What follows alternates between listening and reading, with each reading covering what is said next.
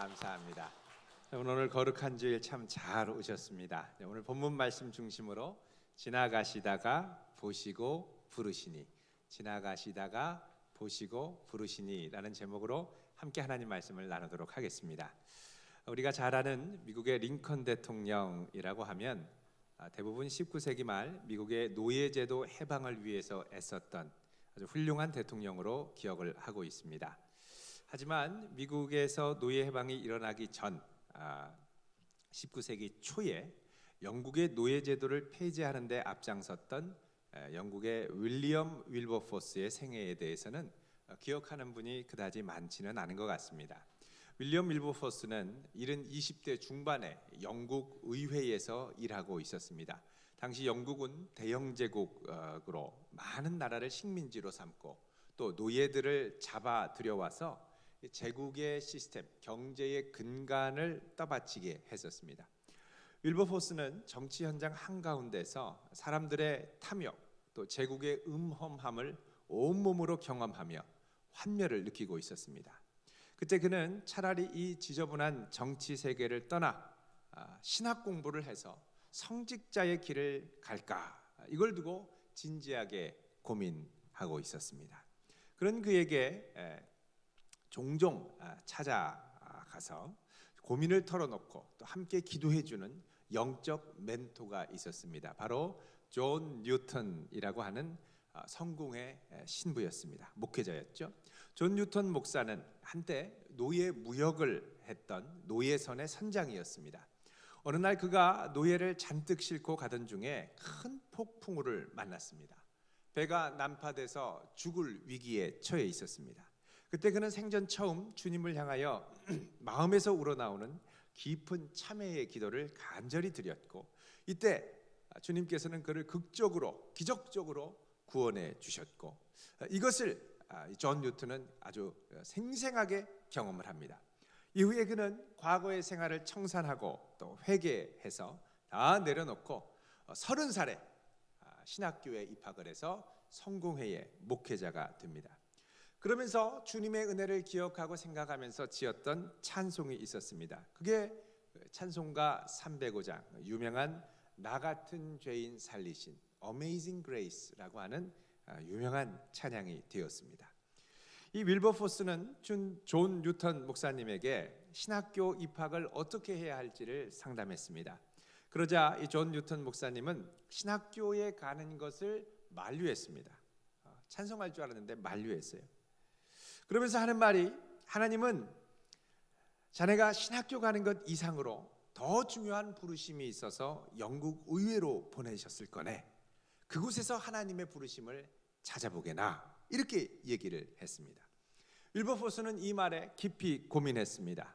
이 지저분한 영국 의회의 정치판에 하나님이 과연 계실까라고 느꼈던 적이 여러 번 있었기 때문입니다. 하지만 이 존 뉴턴 목사의 조언을 깊이 생각하면서 하나님의 부르심을 깊이 묵상하다가 마침내 의회 정치 한가운데로 다시 뛰어들었습니다. 염증을 느끼고 회의에 빠지게 하는 부분도 물론 있었지만 윌버포스는 그 가운데 어떻게든 하나님의 부르심을 따라 영국에 만연한 노예 제도를 폐지하여 하나님 나라를 확장시키고자 하는 강력한 부르심을 느꼈습니다. 그런 이 일에 평생 헌신하다가 마침내 세상을 떠나기 전인 1833년 7월 26일 노예제도 폐지 법안이 마침내 하원에서 통과됐다는 소식을 듣고 3일 후에 1833년 7월 29일 새벽에 하늘나라로 가게 되었습니다. 우리가 살아가다 보면 종종 신앙생활을 하는 영역과 또 내가 세상 가운데 살아가는, 치열하게 살아가는 영역, 그 영역과 또 신앙생활을 하는 이 영역이 이제 전혀 다른 두 세상같이 분리되는 느낌을 가질 때가 있습니다. 직장과 사업터 또 생업의 현장에서 정신없이 치열하게 일하죠. 성과를 내기 위해서, 목표량을 채우기 위해서, 진급을 위해서, 생존을 위해서 정신없이 살다가 또 오늘 이렇게 주일에 교회에 와서 예배를 드리다 보면 내 삶의 현장과 이 교회는 별개의 거리가 있는 두 장소 같은 느낌이 듭니다. 그래서 우리가 주님을 만나려면 치열한 삶의 현장을 떠나서 좀 조용하고 거룩한 곳으로 가야 우리 주님을 제대로 만날 것 같은 생각이 듭니다. 이스라엘 백성들도 노예 생활을 애굽의 치하에 아주 고생스럽게 하다가 하나님의 능력으로 출애굽을 해서 홍해를 건너가죠. 그리고서는 어떻게 합니까? 광야를 통과하여 하나님이 임재하시는 높은 거룩한 산 호렙 시내산에 도착합니다. 시내산에 도착해서 이들은 하나님의 강렬한 임재를 경험합니다. 하나님의 임재를 경험할 때, 특별히 모세가 하나님의 임재를 매우 가까이 경험할 때 성경은 하나님의 임하심을 다음과 같이 표현을 합니다. 여호와께서 그의 앞으로 지나시며 선포하시되 여호와라 여호와라 자비롭고 은혜롭고 노하기를 더디하고 인자와 진실이 많은 하나님이라, 이렇게 말씀합니다.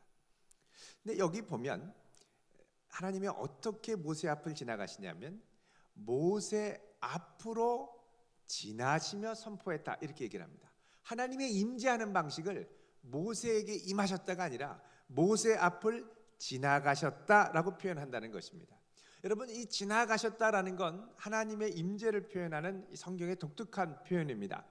하나님께서 직접 임하셔도 되지만 하나님이 지나가신 것은 그분의 강렬한 임재를 보고 견딜 인생이 없기 때문입니다. 그래서 하나님이 지나가셨죠. 그런데 이 지나가셨다라는 표현이 오늘 본문에 가장 치열한 삶의 현장인 갈릴리에 사용이 됩니다. 자, 오늘 말씀 16절 보시면요, 처음에 이렇게 시작을 하죠. 갈릴리 해변으로 지나가시다가, 예수님께서 하나님께서 마치 모세 앞을 지나가셨던 그 강렬한 임재와 같이 갈릴리 해변을 지나가십니다. 여러분, 이 마가복음에 보면 예수님이 지나가셨다라는 표현이 이곳 말고도 예수님의 거룩한 신적 임재를 표현하는 것으로 6장 48절에 보면 등장을 합니다. 여러분, 마가복음 6장 48절을 잠깐 보시면 이렇게 말씀을 하죠. 자, 같이 한번 읽어보겠습니다. 6장 48절 시작. 바람이 거스름으로 제자들이 힘겹게 노젓는 것을 보시고 밤 사경쯤에 바다 위로 걸어서 그들에게 오사 지나가려고 하시매. 아니, 주님이 오시는데 왜 지나가려고 하실까요? 이것은 하나님의 임재를 표현하는 독특한 표현입니다. 주님이 밤 사경, 그러니까 한밤중 3시에서 새벽 3시에서 6시 사이 아주 깊은 밤에 제자들 앞을 오셨는데 그들을 지나가려고 했다는 겁니다. 풍랑이 있는 그 바다 한가운데를 걸어오시는 특별한 하나님의 임재 현장에서 지나가시려고 했다는 거죠. 자, 그런데 오늘 이 본문, 예수님이 말씀이 육신이 되어 이 땅 가운데 처음 오셔서 사람들에게 그 하나님의 임재를 드러내시는 첫 천장에 예수님은 어떻게 하느냐? 갈릴리는 쉽게 말하면 도떼기 시장입니다. 그 정신없이 복잡한 그곳을 오셔서 제자들 앞을 지나가시려고 한다는 것입니다. 가장 치열하게 씨름하는 삶의 현장. 여러분, 내가 정신없이 일하는데 주님이 오시면 여러분, 주님 오셨네 하고 깜짝 놀라서 볼 수 있을까요? 내가 몰두하는 동안은 주님을 보기가 쉽지 않을 겁니다. 이왕이면 좀 조용한 곳에 짜잔 나타나셔서 우와 주님이시네 하고 환영할 수 있는 그런 곳에 나타나면 좋지 않겠습니까? 근데 왜 주님은 이곳에 먼저 나타나셨을까요? 그것은 성육신의 마음과 같습니다. 말씀이 육신이 되어 이 땅 가운데 오신 그 마음으로 우리의 가장 치열하고 고민과 땀과 눈물이 묻어있는 그 삶의 현장으로 우리 주님이 오신다는 거예요. 여러분, 주님은 나의 직장에 관심이 있으십니다. 우리 주님은 내가 치열하게 싸우면서 막 옆 사람과 경쟁하는 그 직장의 현장에 관심이 있으십니다. 때로는 거래처와 막 치고받고 갈등하며 빨리 결제해 주세요, 나중에요, 막 이렇게 씨름하는 그 현장에 관심을 갖고 오십니다. 주님이 관심이 있으세요. 주님께서 갈릴리에 오셔서 한참 고기를 잡는 어부, 그 중에 특히 오늘 본문에 나오는 시몬과 안드레에게 관심을 가지셨습니다. 근데 시몬과 안드레는 처음에 예수님이 오시는 줄도 몰랐던 것 같아요. 자, 갈릴리 해변, 여러분 이 갈릴리 해변에는요, 그 당시 많은 어부들이 그물을 던져서 고기를 잡고 또 생업을 이어가는 치열한 삶의 현장이었습니다. 물고기를 한 마디라도 더 잡기 위해서 부지런히 그물을 던졌죠. 여러분 갈릴리는 참 독특한 지역입니다. 갈릴리가 보면요, 남북으로 21km, 동서로 한 13km에서 14km, 수량에 따라서 둘레가 한 54km 되는데, 이 해수면이 보통 바다의 수면보다 200m가 낮습니다. 210m 낮고요. 이 깊이가 한 43m, 제일 깊은 곳은 그렇지만 그 주변을 가다 보면 몇십 미터를 가도 이 가슴 밑으로 내려가지 않을 정도로 완만한 이 해변들이 많이 있습니다. 자, 여기서 물은 저 북쪽에 있는 헬몬산에서 흘러나오는 맑은 문들로 채워져서 물이 깨끗하고요. 그 당시에 이곳에서 이 물고기를 많이 잡고, 그 당시에 로마가 통치를 하고 있었기 때문에 물고기 잡으면 금방 부패하지 않습니까? 그래서 소금에 절여서 염장한다고 그러죠. 염장을 지르는 게 아니라 염장을 하는 겁니다. 소금에 넣어서 염장을 해서 주변에 그 도시들, 또 로마 제국에 판매하는 판매처들이 있었습니다. 그래서 갈릴리에 있는 어업 산업과 소금 산업은 그 당시에 아주 융성했던 두 산업 중에 두 산업이었습니다. 자, 이렇게 해서 이 물고기랑 이 물고기 절인 것들이 많이 팔리니까 어떻게 할까요? 이제 개인이 생계를 위해서 물고기 잡던 것에서 어떻게 하죠? 이제 자본이 축적되기 시작합니다. 자본이 축적되면 배도 그냥 나와서 투망 던지다가 배도 더 큰 걸 마련하고 그물도 더 큰 거를 마련하고, 그리고 거기에 일꾼들도 고용해서 이제 한두 명이 잡던 자영업 어부에서 중소기업 어부들로 이제 바뀌기 시작하는 겁니다. 오늘 본문에도 그 두 종류의 어업 산업의 모습이 등장합니다. 자, 제일 먼저 16절에 보시면요, 갈릴리 해변에서 시몬과 안드레가 바다에 그물을 던졌습니다. 형제가 던지는 거죠. 그 당시에 1인용 투망을 보면 길이가 한 5m에서 한 7m 사이 정도, 더 크면 8m 정도 되는 개인용 투망이었는데, 이거는 둘이 던지는 큰 투망이었습니다. 둘이 잡는 거죠. 자, 이 고기를 어디서 잡냐면 눈에 보이는 데서 이렇게 안 잡고 이렇게 쑥 들어가 있는, 좀 수풀이 나 있는 어수룩한 곳. 여러분 21절에 보면 가버나움이 나오는데, 이 가버나움에 베드로의 집이 있었으니까 베드로가 여기 산다고 하면 그 주변에 물고기가 만일 모일 만한, 걸어서 이렇게 배를 타지 않고도 물고기를 잡을 수 있는 곳 중에 아주 쑥 들어간 이 가버나움 서쪽, 갈릴리 호수 서쪽으로 이 코브라 그러죠, 많이 있었습니다. 교회 전승에 따르면 이곳의 이름이 타부가라고 하는 만이었습니다. 이 안에 들어가면 물고기들이 이렇게 어슬렁어슬렁 떼를 이루면서 다니고는 했었습니다. 그러니까 그렇게 숨어 있는 곳에 투망을 던져서 물고기를 잡는 거죠.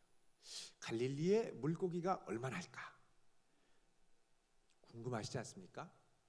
제가 지난번에 갔을 때 갈릴리 호수에 메기 같은 물고기, 정확하게 모르는데 누가 저거 메기 아니요? 이렇게 해서 메기인가 이렇게 착각했던 물고기를 잡은 적이 있습니다. 그래서 제가 여러분에게 영상을 보여드리려고 그 찍은 거를 가져왔습니다. 갈릴리 호수에 있는 메기 한번 보십시오. 눈을 크게 뜨고 가운데에서 저 다리 쪽으로 슬슬 가니까 보십시오. 갈릴리 호수는 꼭 우리 동네 꼭 대청호 이렇게 가는 길하고 비슷한데, 예, 한번 보겠습니다. 메기 나와주세요. 네. 자, 소리도 보이십니까? 저 가운데 시커멓게 조명을 꺼주셔야 됩니다. 엄청나게 큰 맥이네. 봐봐, 움직이잖아. 저 다리로 가죠.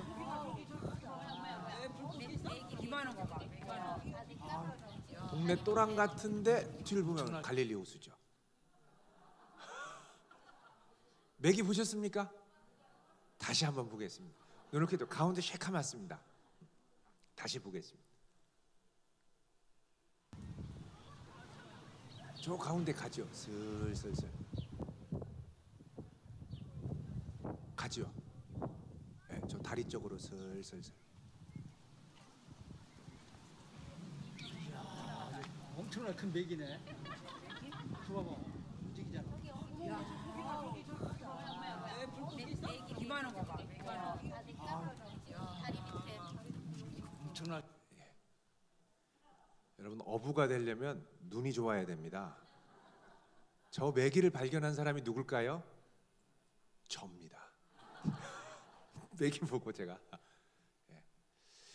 여러분, 이 시몬과 안드레가 저렇게 지나가는 메기들을 이렇게 물고기를 던진 게 아니죠. 그 투망을 던져서 잡았던 거죠. 2명, 3명 아니면 개인이 던져서 잡은 겁니다. 자, 그런데 거기서 잡는 것으로 만족하지 않고 조금 더 깊은 바다로 들어가서 물고기를 잡는 무리들이 있었죠. 그게 바로 19절, 20절에 나오는 세베대 가정의 어업 비즈니스였습니다. 자, 19절에 보면 세베대의 아들 야고보, 그 형제 요한이 있는데 그들이 뭐 하냐면 배에서 그물을 깁습니다. 여러분, 여기서 배에서 그물을 깁는다는 건 어업을 다 마치고 그물을 손질한다는 얘기가 아닙니다. 그물을 손질하려면 밖으로 나와서 그물을 말리고 손질을 해야죠. 근데 배에서 그물을 손질한다는 건 뭐냐면 배에서 그물을 던지려고 그물을 가지런하게 정돈한다는 뜻입니다. 그래서 이게 헬라어 카타르티제인이라고 하는 이 단어는 가지런히 정돈하다 이런 뜻입니다. 그래서 그물을 던지기 위해, 그러니까는 좀 깊은 곳으로 가서 거기서 그물을 던져서 깊은 곳에 예인망으로 바닥을, 납덩이 같은 게 들어있어서 싹 쓸어서 위를 건져오는. 근데 건져오려면 한두 사람의 힘으로 안 되죠. 여러 사람이 도와줘야 됩니다. 그래서 20절에 보면 품꾼들과 함께 그러죠. 그러니까 세베대, 야고보, 요한, 그리고 품꾼들이 여럿 있었습니다. 그러니까 물고기를 잡아도 한두 명이 했던 자영업 물고기 잡이, 그리고 배를 마련하고 큰 그물을 마련한 중소기업, 어업 비즈니스를 하는 사람들이 있었다는 거죠. 자, 이렇게 두 종류의 이 어업을 하는 서로 다른 종류의 사람들이 있었습니다. 그러니까 아마도 세베대 가정은 어떻게 이 돈을 만들고 물고기를 잡아서 돈을 만들고 자본을 쌓는지를 알았던 사람 같아요. 그러니까 이 비즈니스를 어떻게 운영하는지를 알았던 사람이죠. 여러분, 여기서 좀 더 커지면 어떻게 되냐면 배가 2척, 3척이 있어서요. 2척으로 가가지고 그물을 내려서 양쪽 배에서 같이 끌어올리는 더 큰 그물도 그 당시에 있었습니다. 그러니까 여러 종류의 물고기 잡이 형태가 있었던 것이죠. 자, 예수님이 이곳에 오셔서 이들이 고기 잡는 걸 보셨습니다. 여러분, 예수님이 보셨는데 그냥 보신 게 아닙니다. 우리가 고기 잡는 거 보면 탁 던지고 어유 잘 잡았나? 어떻게 잡았나? 몇 마리 잡았나? 이렇게 할 텐데요. 예수님은 그냥 보신 게 아닙니다. 이들이 물고기를 보는 그 관점, 어떻게 물고기를 잡나를 보시면서 이들을 통하여 장차 사람을 낚는 어부로 부르시기 위해 보고 계셨습니다. 다른 말로 하면 하나님의 예언자적 상상력, 하나님이 주시는 예언자적 비전으로 이들을 바라보셨던 겁니다. 그런데 예수님이 오셔서 보는 것을 미처 이제 느끼지 못했던 이 제자들은 물고기를 어떻게 바라봤느냐면, 물고기를, 여러분, 그 어부는 물고기를 그냥 보지 않습니다. 그물을 던질 때 그냥 던지지 않습니다. 항상 물고기가 어디 있을까? 어디 가면 물고기가 많을까? 지금 해가 이쪽에 뜨는데 어디쯤 던져야 물고기가 많을까를 늘 계산하고 있었습니다. 다른 말로 하면 어부는 물고기에 대해 전문적인 식견과 안목이 있었던 사람입니다. 그런데 그렇게 전문적인 안목을 동원해서 물고기 잡는 것을 보시는 예수님이 이들을 보시며 장차 이들을 통하여 물고기를 잡았던 그 안목을 갖고 장차 사람을 낚는 어부로 부르기를 원하셨다는 겁니다. 그러니까 사람 낚는 어부는 물고기 잡는 거랑 전혀 상관없는 게 아니라 사람을 낚기 이전에 물고기를 낚았던 그 안목, 그 기술, 그리고 그 지혜를 갖고 사람을 낚는 것으로 그대로 사용하셨다는 것이죠. 내가 하나님께 있게 하신 그 삶의 현장이 하나님의 나라를 위해 쓰이는 것과 별도가 아니었다는 겁니다. 내게 부르신 그 재능과 은사를 갖고 하나님의 나라를 위해 쓰실 수 있도록 주님께서 보고 계셨습니다. 자, 이렇게 보시다가 예수님께서 17절에 말씀하십니다. 같이 읽습니다. 시작. 예수께서 이르시되 나를 따라오라. 내가 너희로 사람을 낚는 어부가 되게 하리라 하시니 아멘. 자, 예수님께서 뭐라 그럽니까? 나를 따라오라. 나를 따라오라. 내가 너희로 사람을 낚는 어부가 되게 하리라. 어부는 어부인데 물고기 잡는 어부가 아니라 사람 잡는 어부입니다. 사람 잡는 어부라고 그러면 느낌이 좀 이상하죠. 아유, 사람 잡네 이러면 사람 죽인다는 거 아니겠습니까? 그래서 여기서는 사람 낚는 어부라고 말씀을 합니다. 그런데 사람 낚는 어부라고 그러면 꼭 마치 낚시대를 갖고 하나 둘씩 그렇게 낚는 걸 생각을 한다는 거죠. 그런데 여기 물고기를 잡았다고 할 때 잡는 게 낚시로 잡는 게 아니라 투망으로 잡았기 때문에 여기서 예수님이 사람 낚는 어부가 되게 한다라는 건 사람에게도 투망을 던져서 잡는 어부가 되게 하시겠다는 겁니다. 그래서 fishers of men 그러면 fishers for men도 됩니다. 이게 소유격의 이 문법으로 보면 그래서 물고기들을 사람들을 위한 어부, 사람들을 많이 잡기 위한 어부가 된다는 것이죠. 그 나중에 베드로가 초대교회의 성령을 받고 베드로로 인하여 3,000명, 5,000명이 하루에 회개해서 주님께 돌아오지 않습니까? 그 주님이 베드로에게 나를 따라와라. 내가 사람을 낚는 어부가 될게. 그러니까는 쉽게 말하면 사람을 때로잡는 어부가 되게 하겠다라고 말씀을 합니다. 여러분 여기 사람을 낚는 어부는 갑작스럽게 예수님이 말씀하시는 게 아니라 구약 성경에서부터 나타난 하나님의 종말적 비전과 연관이 있습니다. 자, 예레미야 16장 16절을 잠깐 보겠습니다. 예레미야 16장 16절.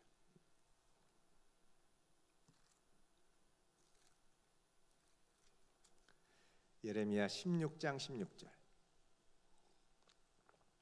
1076쪽입니다. 1076쪽 구약성경. 같이 읽어보겠습니다. 시작. 여호와의 말씀이니라. 보라, 내가 많은 어부를 불러다가 그들을 낚게 하며 그 후에 많은 포수를 불러다가 그들을 모든 산과 모든 언덕과 바위 틈에서 사냥하게 하리니 아멘. 자, 여기 보면 하나님께서 뭐라 그러냐? 많은 어부를 불러 죄악된 백성들을 낚을 것이다 이렇게 얘기합니다. 이게 단순히 어부가 아니라 여기서 어부는 사람 낚는 어부라는 거죠. 사람 잡는 어부. 그런데 세례 요한이 한때 머물렀을 것으로 추정하는 이 경건한 금욕주의, 에세네파 유대인들이 살던 이 쿰란에서 발견된 문서를 보면 거기에 뭐라고 나와 있냐면 사탄이 하나님의 백성들을 휩쓸어가는 그물들을 조심하라 이런 문구가 나옵니다. 그러니까는 사탄도 그물을 치는 거죠. 사람들을 잡아가려고. 근데 예수님께서 사람을 낚는 어부라는 건 이 사탄이 그물을 치는 이 시대에 그들을 다시 붙잡아서 안전하게 빼내서 하나님의 그물로 옮겨놓겠다, 하나님의 나라로 옮겨놓겠다라는 예수님의 영적 전쟁, 영적 싸움을 선포하는 일이기도 합니다. 자, 로마의 압제와 죄악에 신음하던 백성들을 다시 불러 제2의 출애굽을 일으키시는 것, 바로 어부를 통하여 사람을 낚아서 건져 올리시는 역사라는 것입니다. 자, 예수님께서 이런 어부들에게 뭐라고 얘기를 하십니까? 나를 따라오너라. 이게 직역하면 내 뒤로 와라 이런 말입니다. 내 뒤로 와라. 나를 따르라. 여러분, 내 뒤로 오라는 건 앞서가는 분이 있다는 거고, 앞서가는 분은 우리 예수님이죠. 예수님이 앞서 싸우신다는 겁니다. 근데 예수님이 그냥 싸우시는 게 아니죠. 하나님의 영으로 충만하여 앞서 나가서 싸우십니다. 여러분, 구약 성경에 보면 하나님이 세우신 이 거룩한 지도자가 앞서가면서 나를 따르라라고 할 때 겁에 질려 벌벌 떨고 머뭇거리던 백성들이 하나님의 영이 임하는 놀라운 걸 보고 그를 뒤따르는 장면들이 종종 등장합니다. 예를 들어서 기드온 같은 경우에 보면요, 사사기 6장 34절에 보면 이렇게 말씀을 합니다. 우리 한번 보겠습니다. 사사기 6장 34절 370쪽입니다.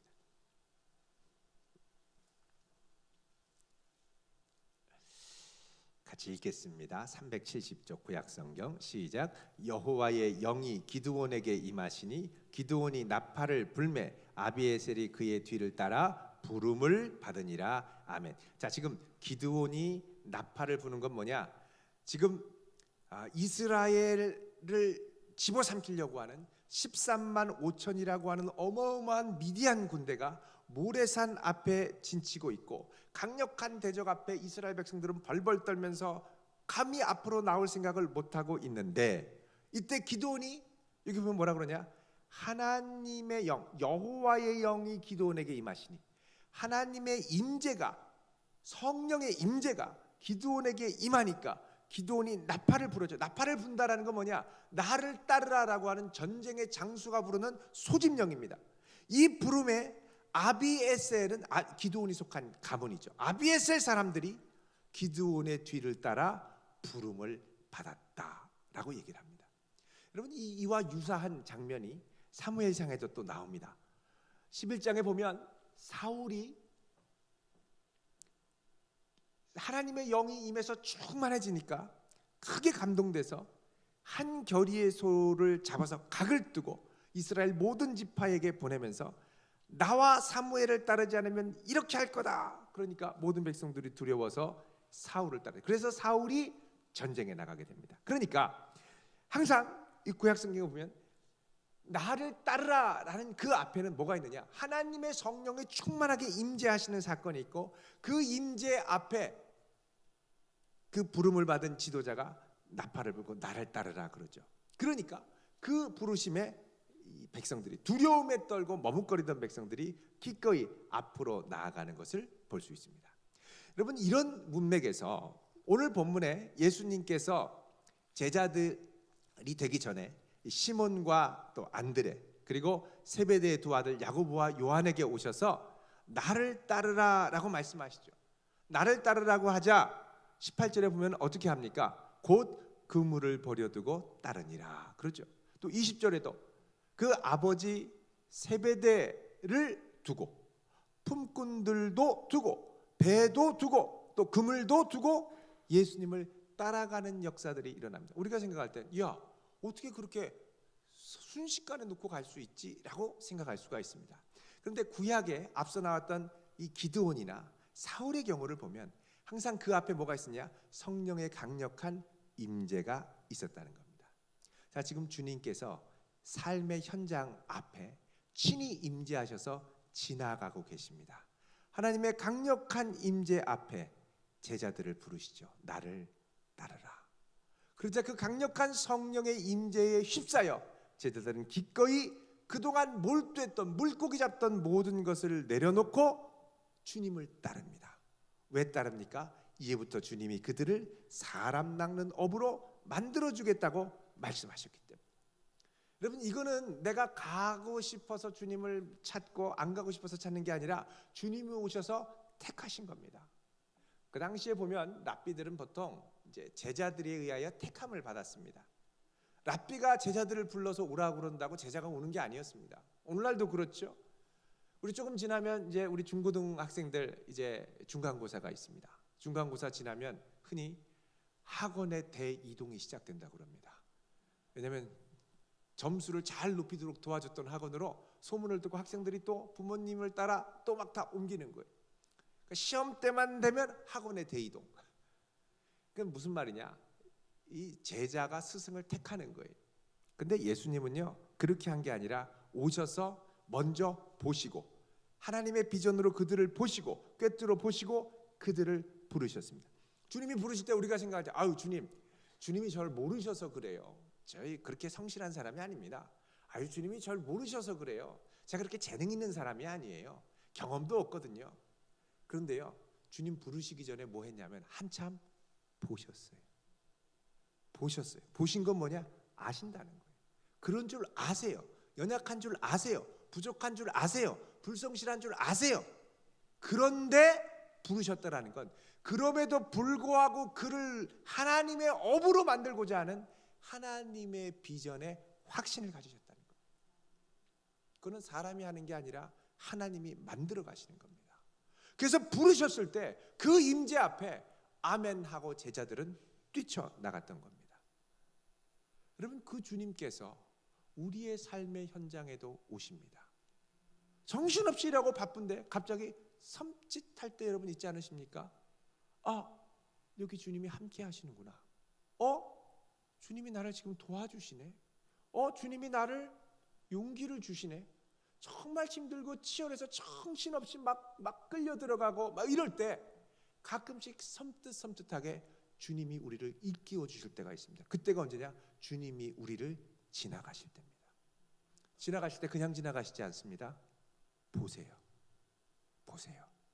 내가 지금 어떤 안목을 갖고, 어떤 기술을 갖고, 어떤 지혜를 갖고, 어디에 그물을 던지고, 어떻게 성과를 내기 위해 몸부림치는지 주님이 보세요. 근데 그 보는 걸 갖고 끝나는 게 아니라 거기서 부르십니다. 너 나를 따르라. 나를 따른다는 건 내가 애쓰고 몸부림치고 어떻게 하려고 막 몸부림쳤던 그 자리에 나를 앞세우라는 겁니다. 나를 따르라는 건 내가 앞에 가겠다는 거예요. 내가 앞에 가면 이제부터 너는 물고기만 잡는 게 아니라 이제는 그걸 통하여 사람을 낚는 어부가 되게 하신다는 거죠. 사람 낚는 역사는 내가 주님을 따를 때 나타나는 줄 믿으시기 바랍니다. 내가 따를 때 가는 거예요. 내가 따를 때 주님이 역사하시는 거예요. 나는 그럴 여유가 없는데요. 목사님, 회사에 와보세요. 얼마나 바쁜데요. 눈코 뜰 새 없이 정신없어요. 얼마나 회사에서 쪼는지, 이번 달 매출을 올려야 되죠. 뭐 정신없, 생각을 못해요. 우리는 주님이 오시는지 잘 모릅니다. 그런데 주님이 오셔서 깨워주세요. 오셔서 깨워주세요. 지금 보고 있다는 거예요. 그리고 보고 계세요. 우리가 느낄 때쯤이 언제냐? 주님이 부르실 때 주님 오셨네 라고 느낍니다. 그전엔 잘 몰라요. 근데 주님이 우리를 부르실 때 온몸이 전율되며 느끼는 건 뭐냐? 이곳에 주님이 계시는구나. 이곳에 주님이 주권을 가지고 계시는구나. 이곳에 주님께서 역사하시는구나. 그럴 때 내가 그토록 소중했던 물고기, 그물, 배, 이게 우선순위가 전복됩니다.